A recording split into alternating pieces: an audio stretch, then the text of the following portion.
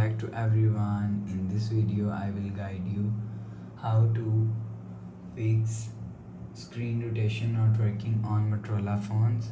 Let's start the video if you want to fix this problem. So first of all, go to app library. Here click on settings app. Now in setting, scroll down and click on system and update. You will check your software update is latest.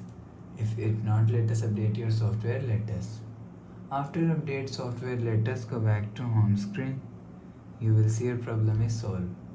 But if it not solved, if you want to fix this problem, so go to app library, click on settings app.